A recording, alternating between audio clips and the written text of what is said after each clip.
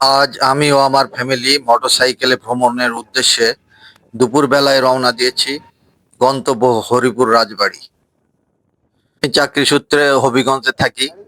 হবিগঞ্জের মাধবপুরের কাছ থেকে এই রাজবাড়িটি খুবই কাছে।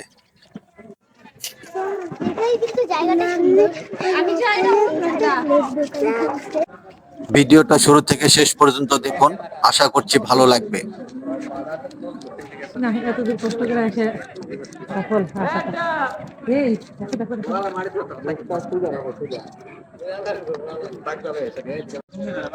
নৌকো যে উঠবা তার ইয়ে কো ওই তো ওই তো। বিশাল অবস্থা দিয়ে দেখবে।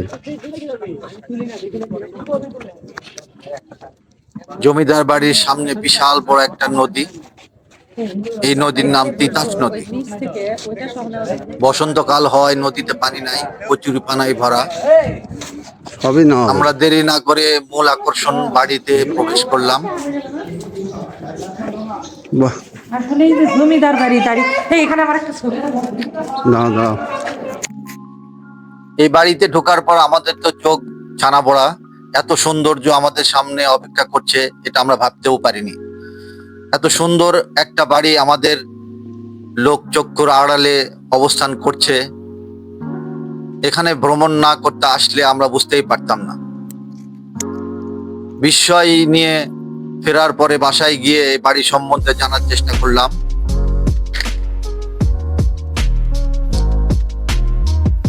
এই বাড়ি সম্বন্ধে একটু আপনাদের সঙ্গে শেয়ার করতেছি। হরিপুর জমিদার বাড়ি, যা হরিপুর রাজবাড়ি বা বড় বাড়ি নামে পরিচিত, ব্রাহ্মণবাড়িয়া জেলার নাসিরনগর উপজেলার হরিপুর ইউনিয়নে অবস্থিত একটি ঐতিহাসিক জমিদার বাড়ি। এটি তিতাস নদীর পূর্ব পাড়ে অবস্থিত। 1800 শতাব্দীতে জমিদার কৃষ্ণপ্রসাদ রায় চৌধুরী ও হরিপ্রসাদ রায় চৌধুরী দুইজন মিলে এই বাড়িটি নির্মাণ করেন। বর্তমানে এটি বাংলাদেশ সরকারের তত্ত্বাবধানে রয়েছে এবং একটি প্রত্নতাত্ত্বিক নিদর্শন হিসাবে সংরক্ষিত। হরিপুর জমিদার বাড়িটি নাসিরনগর উপজেলার সদর হতে প্রায় 15 কিলোমিটার দূরে অবস্থিত। এটি হরিণবেড় গ্রামে অবস্থিত। এটি প্রায় 480 শতাংশ জমির উপর নির্মিত। দেশ বিভাগের পর জমিদারগণ সম্পত্তি ফেলে সপরিবারে ভারতে পাড়ি জমান। জমিদার বাড়ির নির্মাণ শৈলীগুলো খুবই সুন্দর। প্রতিটি স্তম্ভে বিভিন্ন কারুকাজ করা, যা দেখে বারবার দেখতে ইচ্ছে করে।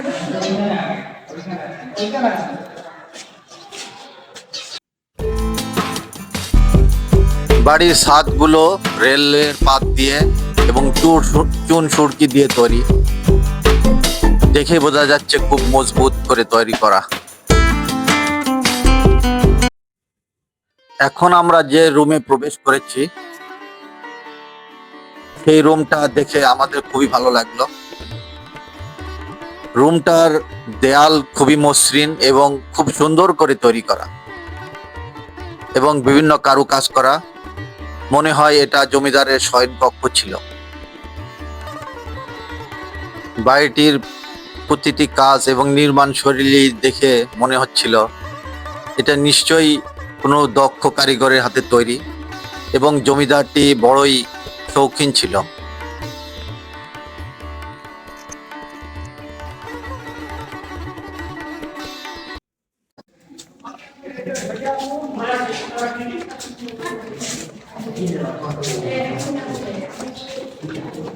রুশাক ধরো, রুশাক ধরো।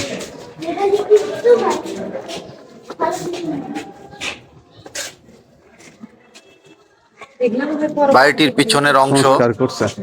আর এগুলো নাকি ভালো আছে রুশাকে দেখেই বোঝা যাচ্ছে বহুদিনের পুরনো দেয়ালগুলো খসে পড়ছে। মনে হয় অল্প কিছুদিন আগে সংস্কার করেছে, এখানে আগে ছিল ঘর পিছনের গুলো সংস্কার হয়নি। এখন যায় এখন যায়। আর এই এগুলো পরবর্তীতে সমস্যা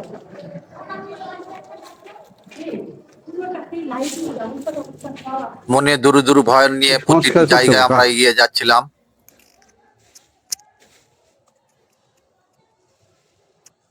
দেয়ালগুলো পুরনো জীর্ণ শীর্ণ হয়ে আছে।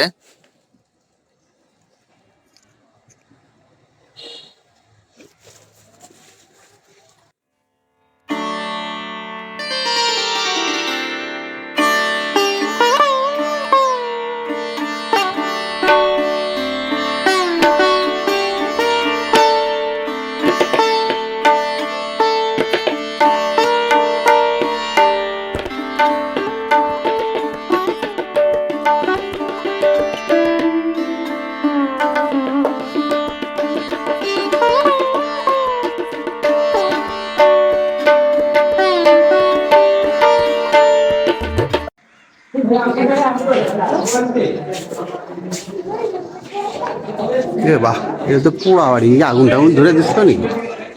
এদিকে কখনো কি আগুন টাগুন ধরে দিছিল নাকি? এদিকেও আছে, এদিকেও আছে। এ বাবা, এদিকে আবার কি? ওইদিকেও বাড়ি অনেকগুলো। আমরা যাই ভিতর দিয়ে আগে। যাও যাও, এদিকে যাই। এই পাশেও বাড়ি। এদিক দিয়ে আগে ঘুরে আসি। চলো। অনেক দাও, দাও। বিষয় নিয়ে আমরা বাড়িটাতে এগিয়ে চলেছি। আমাদের সঙ্গে পরিচিত কেউ নাই, এই জন্য আমরা বাড়িটা ভালোভাবে খুঁজে খুঁজে দেখতে পাচ্ছিলাম না। সামনে যা পড়ছে দুরু দুরু মন নিয়ে এগিয়ে যাচ্ছি। এইটা মনে হয় বাড়ির পিছনের অংশ। এখানে দাস দাসী অথবা কর্মচারীরা থাকতো হুম, এবং গোসলখানা হাম্মামখানা এই পাশটাই আছে। এটা মনে হয় তুলসী তলা। এদিকে আসো। দেখো চলো। বিশাল একটা জায়গা রে, অনেক এতদিন আমি রাত আসিনি, কথা হলো। উপরে চলো, উপরে। ওরে আল্লাহ, 8 ফুটেরই নয় দরজা আগলে।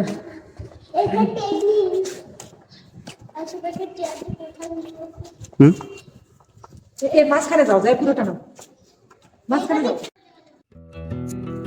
স্থানীয় এক ভাইকে দেখে জিজ্ঞেস করি, তিনি বলল অল্প কিছুদিন আগেও এখানে অনেক লোক বসবাস করত। সরকার কর্তৃক এই লোকগুলোকে উচ্ছেদ করা হয়েছে এবং পুরো বাড়ির দায়িত্ব সরকার নিয়েছে।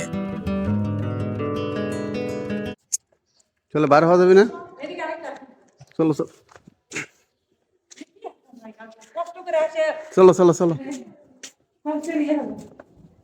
এটা নাই। চলো না, দেরিতে হবে, চলো। ওইদিকে আরেকটা আছে। আমার মেয়ে দুটো হাঁটতে হাঁটতে ক্লান্ত হয়ে পড়েছিল, তারা বাড়ি ফেরার জন্য বারবার তাড়া দিচ্ছিল। এই যে দেখো, এই সিঁড়ি বন্ধ করে দিয়েছে। এইখানে একটা সিঁড়ি দেখতে পাচ্ছি, এই সিঁড়িটা দিয়ে উপরে ওঠা হয়। তালা থাকার কারণে আমরা ভিতরে ঢুকতে পারি নাই।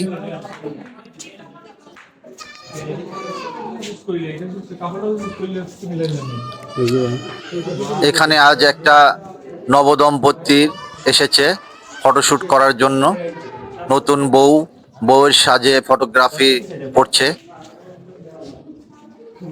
এনাদের দেখে বোঝা যাচ্ছে বাংলাদেশে ফটোগ্রাফি কত উচ্চতায় উঠেছে।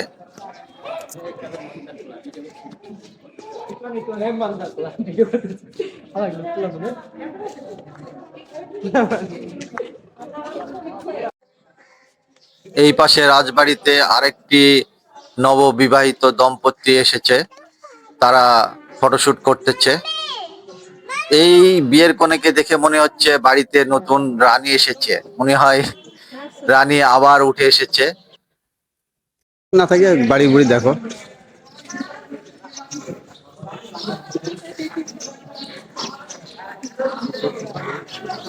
একটা সুন্দর দিকে ইচ্ছা দিকে এই রুসাই, রাজীব ধরো তো। এই জমিদার বাড়িতে হুমায়ুন আহমেদের কালজয়ী সিনেমা ঘেটপুত্র কমলা শুটিং করা হয়েছিল। এখানে আরো অনেক চলচ্চিত্র শুটিং হয়েছে, তার মধ্যে উল্লেখ্য হচ্ছে মধুমালতী, যা ভারতীয় চলচ্চিত্রে। বাড়িটি দেখা শেষ করে আমরা বাহিরে রওনা দিলাম। এইখানে সিকিউরিটি বসে আছে। এই পাশটা বারান্দা, দেখুন বারান্দা কত বড়, বিশাল বারান্দা। বাড়িটার সামনে বিশাল নদী। বর্ষাকালে নদীতে প্রচুর পানি থাকে, যদিও এখন বসন্তকাল। নদী জুড়ে শুধু কচুরিপানায় সবুজ আর সবুজ। বসন্তকাল হয় বাড়িটার সামনে এবং ভিতরে প্রচুর ফুলের সমারোহ।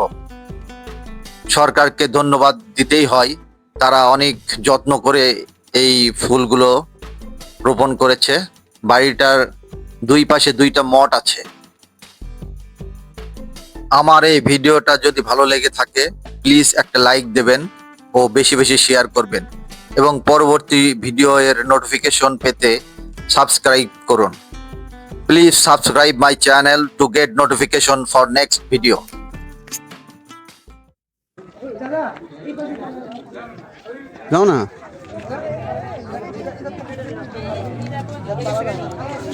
পড়ন্ত বিকেল বেলায় পশ্চিম আকাশে সূর্যটা দেখে এবং নদীর সামনে দাঁড়িয়ে তিতাস নদীর দূর দূরান্ত পর্যন্ত দেখা যাচ্ছে, সামনে শুধু ফাঁকা জায়গা। এই তিতাস নদীর নদীপথে জমিদারদের মূল যাতায়াত যাও। ব্যবস্থা ছিল। সন্ধে নেমে আসছে, আমরা বাড়ির উদ্দেশ্যে রওনা দিলাম।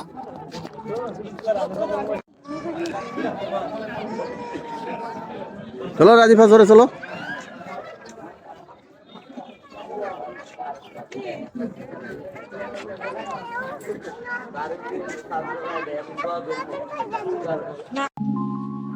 আমার এই ভিডিওতে আমার কথা ও কাজে কেউ যদি কষ্ট পেয়ে থাকেন, নিজ গুণে ক্ষমা করবেন। আসসালামু আলাইকুম। আল্লাহ হাফেজ।